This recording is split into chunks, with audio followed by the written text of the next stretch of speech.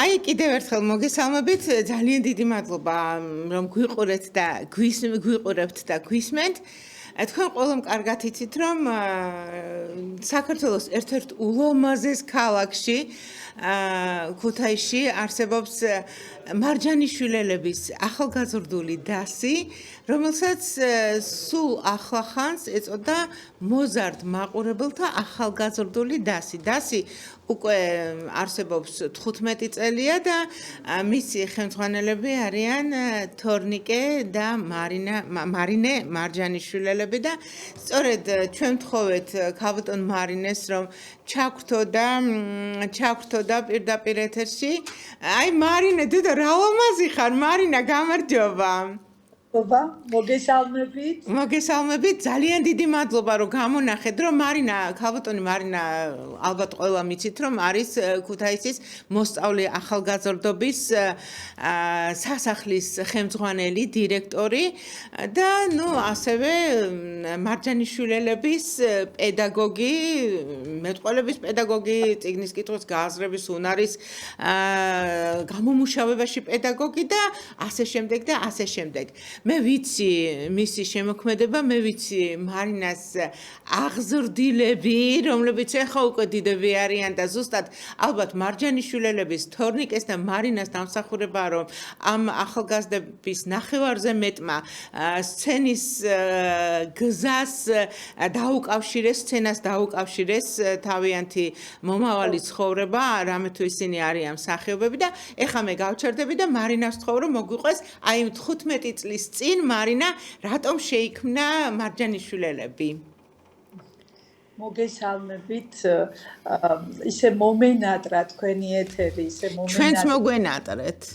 ესე იგი რაღაც აი გული საგულედან ამომიფრინდა რომ დაგინახეთ იმდენიერი ვიყავი და მადლობა ქალბატონო მანანა დაპატიჟებისთვის, დიდი მადლობა იმ სიყვარულისთვის, იმ უანგარო თანადგომისთვის, რასაც ყოველ წელიწად თქვენ იჩენთ ჩვენს მიმართ და მოკლედ არ ვიცი, აი არ დავიღლები მადლიერება გამოვხატო ტელეკომპანია ობიექტივის მიმართ. მოკლედ 2029 წელს მარინა ერთი წუთით სადამ დაიწყებდეთ ძალიან დიდი ბოდიშის მოხდით. მარინას ვთხოვე დღის განმავლობაში რომ ვიდეოები იქნებ მომიძიო მეთქი და მე უკვე მერე დრო არ მქონდა და ეხლა რომ შემოვედი ეთერში ვფიქრობდი გულის წვეტა მქონდა რომ აი ვიდეოების გარეშე ვიქნები მეთქი და ამ დროს ხედავ აქ ვიდეოებს რომელსაც თქვენც ხედავთ და ამისთვის მარინას ხო დიდი მადლობა და განსაკუთრებული მადლობა ჩემს ირაკლის რომელიც ბერიკაშვილს რომელმაც აი ესე მე რო არ ვიცოდი ესე რაღაც მოულოდნელ სიხარულად მიქცია ეს ვიდეოები მარინას მიერ გამოგზავნილი.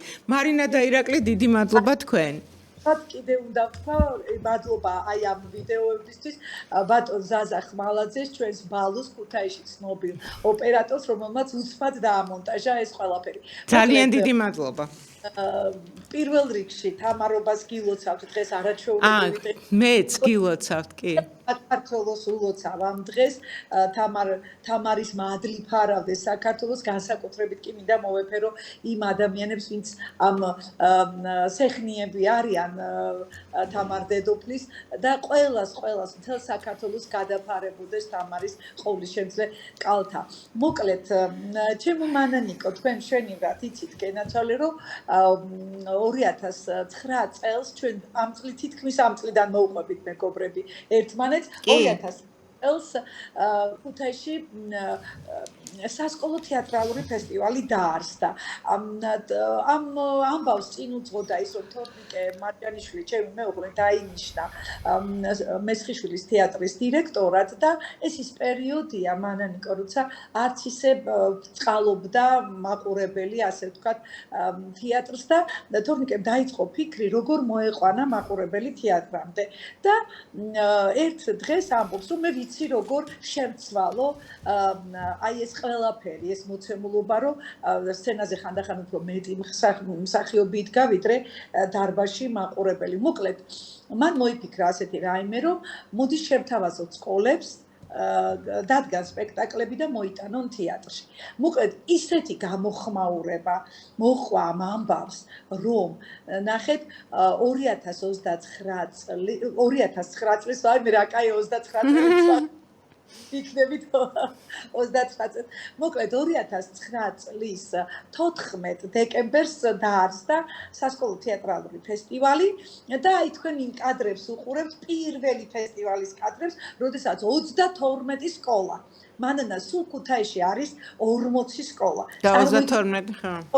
სკოლა ჩაერთო პირველსავე წელს და როგორი მასშტაბი ჰქონდათ, რა საოცარი იყო ეს ყველაფერი, მოკლედ ძალიან წარმატებული და დღემდე არ წყდება ინტერესი ფესტივალის მიმართ. და მოხდა ისე, რომ როდესაც დასრულდა ფესტივალი, ის ბავშვები, რომლებმაც წარმატება მოიპოვეს, ის ბავშვები, რომლებმაც რაღაც გარკვეულ ეტაპს მიაღწიეს, ანუ წლის საუკეთესო მსახიობი გოგონა გახდა, ვაჟი გახდა და ასე შემდეგ და ასე შემდეგ. იცით რამდენი 15-მდე ნომინაცია იყო იმ წელიწადს.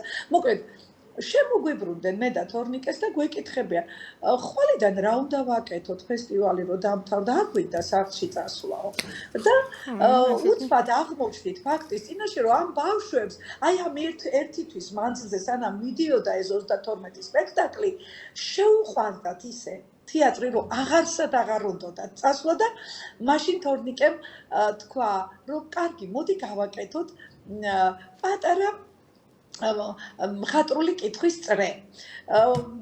ჩაეყარა საფუძველი მხატვრული კითხვის წრეს, მაგრამ შემდეგი წლებმა უკვე გვაჩვენა, რომ იქ არაერთი ბავშვი და ერთი და ორი კი არა, მთელი არმია მოვიდა ბავშვების და აი ესე ნელ-ნელა ვიქეცით ჩვენ უფრო მასშტაბურ არა წრედ, არამედ უკვე მოზარდ მაყურებელთა თეატრად და მინდა გითხრათ, რომ აი ამ მომენტში, აი ამ წუთში, ქალბატონო მანნა, ჩვენს ასე ვთქვათ, თეატრში არის 5 სპექტაკლი და 5-ვე წარმატებული, იმიტომ ვამბობ, რომ აი ახლა შარშან სიდეს ფესტივალზე ჩვენმა ათვინიერებენ მიმინოს თქვენ ნანახი გაქვთ. კი, როგორ არა, ეს ნანახი მაქვს და დარაბების მიღმა გაზაფხულიაც ნანახი მაქვს. დარაბები, შემდეგ ესა მონატრებიდან მარადისობამდე იცით ეს რა საინტერესო. მოკლედ მიმინომ აიღო გრან-პრი სიდეს საერთაშორისო ფესტივალზე და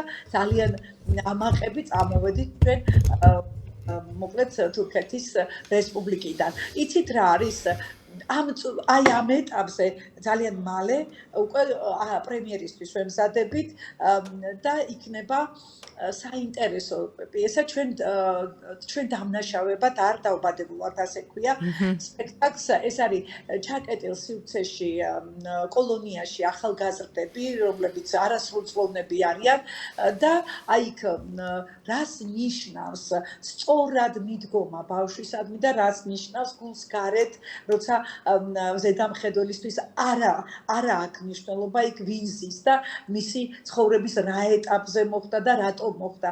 არის მეორე ადამიანი ზია ელიოზი, რომელსაც ანმია გამბავშვების ყველა ცხოვრებისეული ტკივილი და აი ამ სივრცეში იბადება ეს სპექტაკლი, ძალიან საინტერესო, ძალიან ტკივნეულ თემაზე. მინდა გითხრათ, აუცილებლად ვიგეგმებით, რომ ქუთაისის პრემიერის შემდეგ აუცილებლად თბილისში ჩამოვიტანოთ და განახოთ ეს სპექტაკლი.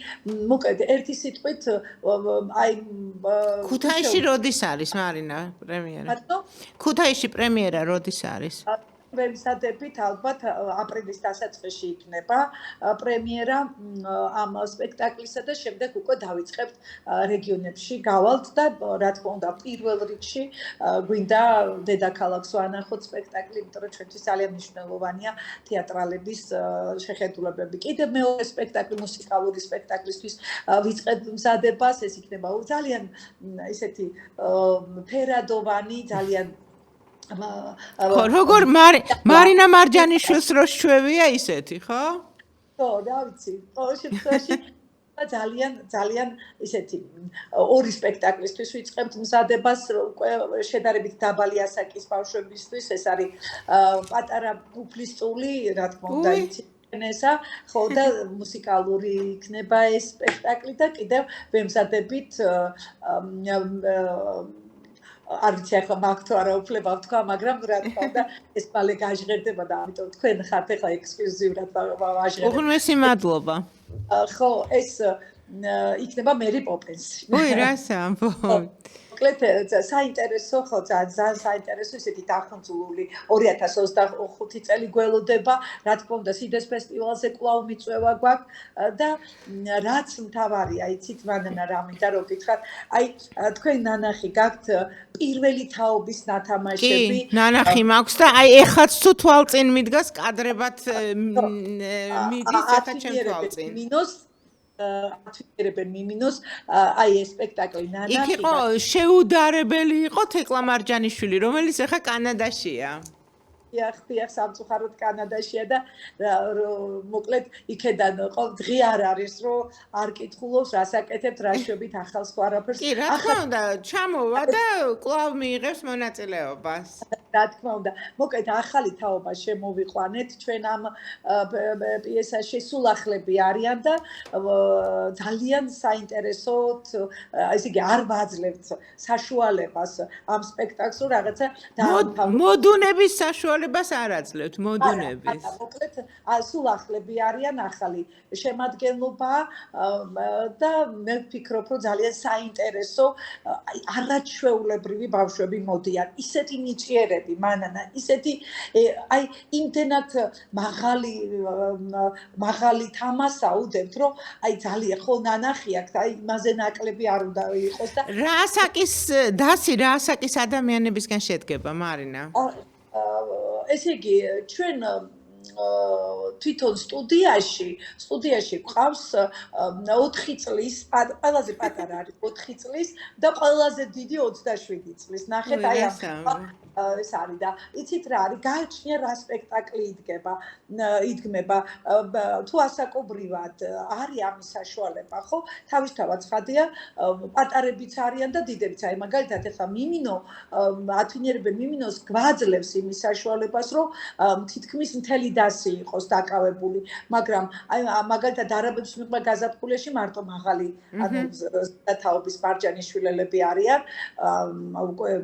უკვე გამოცდილები და უკვე სხვა დონეზე რა თქმა უნდა ყველაზე მთავარი ის არის რომ აი ეს ბავშვები ხვალ ზეგ ჩვენ მათ მოვიაზრებთ როგორც მსახიობებს მაგრამ იცით რა არის ყველა ხო ვერ გახდება მანანა მსახიობი მაგრამ რა თქმა უნდა ნებიანი მაყურებელი ეხოლება კი ზუსტად მაყურებელი რომელმაც ზუსტად იცის დარბაზი და იქით და შიდა სამზარეულო იცი კულისები იცის უკვე კულისები რაც მთავარია სცენიდან იცის დარბაზი როგორ ჩანს ვიღაცას რო ტელეფონი უჭირავს ხელში და ტელეფონთან ერთად უყურებს სპექტაკლს აი მან იცის რომ იქედან უხერხულია ზუსტად უყურებს მას და ის არასოდეს არ აიღებს ტელეფონს ხელში და პარალელურ რეჟიმში არ დაიწყებს ურთიერთობას. ხო, მაგას კიდე ცალკე კულტურა უნდა. მართალია, რამდენჯერ ყოფა გადანათებულია ხოლმე ელემენტარულად გინდა დრამატული, გინდა ოპერისა და ბალეტის თეატრი. ეს მე ვფიქრობ, რომ ძალიან დიდი უკულტურობაა და უპატივცემულობაა, როგორც საკუთარი თავის, ისე იმ შრომის მიმართ და იმ დროის მიმართ, რა დროსაც ჩვენ ვუთმობთ იქ მისულ მსახიობებსა და სპექტაკლებს. გეთანხმებით აბსოლუტურად სრულიად. მიდიხარ თეატრში, მიდიხარ დღესასწაულზე და პარალელურ რეჟიმში არ გამოდიხარ სოციალური ქსელიდან. ნუ ეს არის აბსოლუტურად. აი, ამიტომ ვამბობ, რომ ყველა ჩემმა მარჯანიშვილელმა იცის, რომ სცენიდან ეს ყველაფერი ჩანს, ხელის გულივით ჩანს ყველაფერი და იცის, რომ არ შეიძლება ის მსახიობი იქ რო იღწვის და ნახევარ სიცოცხლეს ტოვებს სცენაზე, ის უყურებს, რომ ვიღაცა დარბაზში ანთებული ტელეფონით ზის. მოკლედ ერთი სიტყვით, ჩემი მარჯანიშვილები ამას ახლა თავს მოვიწოდეთ მანანიკო და სიტყვით ჩემო კარგო, რომ ეს რა ქვია, არაფრით არ დაარღვევს იმ ეტიკეტს, რაც თეატრს ეკუთვნის.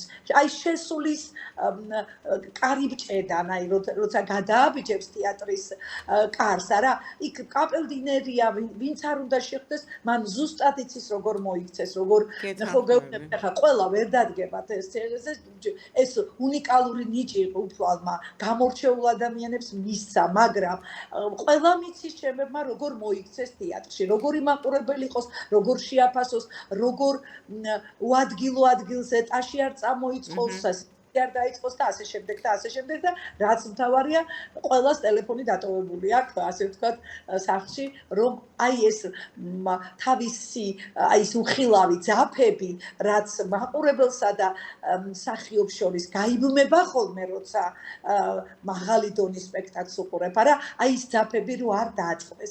მოკეთ ჩვენი გეგმები გითხარით ისიც რომ თორნიკე მარჯანიშვილზე მაქვს საუბარი, ამ წუთას მესხიშვილის თეატრშიც ამზადებს სპექტაკლს და ძალიან მარე პრემიერა იქნება მესხიშვილის თეატრში, ძალიან საინტერესო პიესის, ეს არის ბატონი რეზო კლდიაშვილის და მივესალმო თქვენი ეთერით და რა თქმა უნდა ველოდებით მთელი ქუთაისის ჩამობრძანებას პრემიერაზე. მოკეთ კარგი დიდი და ესეთი თუხთუხა ამბები იქნება ძალიან მალე, ბევრი კარგი ამბები ჩვენს ქალაქში. რა თქმა უნდა, რაც ჩვენს ირგვლივ ტრიალებს, მე ეს მაქვს მხედველობაში. რაც შეეხება მარჯანიშვილელების დასს, მე გითხარით და კიდევ ვიმეორებ რომ სიდეს ფესტივალზე ვართ მიწვეულები და თავისთავად ცხადია, ძალიან დიდი პასუხისმგებლობით ვემზადებით მანნა ამ გასტროლისათვის. ანალოგიურად გვაქვს მიწვევა ესპანეთში, მოკეთ ნახოთ აი ლორე დე მარის ფესტივალზე, ანუ ძალიან ბევრი კარგი ტრიალებს ჩვენს ირგვლივ და დიდი მადლობა რომ ესე თვალყურს გვადევნებთ, დიდი მადლობა ობიექტივს რომ ყოველთვის მზად არის რომ ყველა სიახლე რაც რეგიონში ხდება და ყველა საინტერესო ფაქტი ასე მალე და სწრაფად მიიტანოს მაყურებლამდე და რა თქმა უნდა ყველა თქვენს ერთგულ მაყურებელს მივესალმები და კიდევ ერთხელ დაბლად უკრავ თავს. ძალიან დიდი მადლობა. მარინა, მე მახსოვს რამდენჯერმე ვარ მე თქვენს რეპეტიციებზე ნამყოფი, გაკვეთილებზეც და მახსოვს რომ თითოეული სპექტაკლის წინ რამდენიმე გაკვეთილი მუდმივად ეთმობა თვითონ ნაწარმოების წაკითხვას. თუნდაც წაკითხული კონდეს უკვე ბავშვებს და ადამიანებს ეს ნაწარმოები, კონკრეტულ ნაწარმოებზე მაქვს საუბარი, რომლის მიხედვითაც შემდგომს იდგმება სპექტაკლი და მის განხილვას.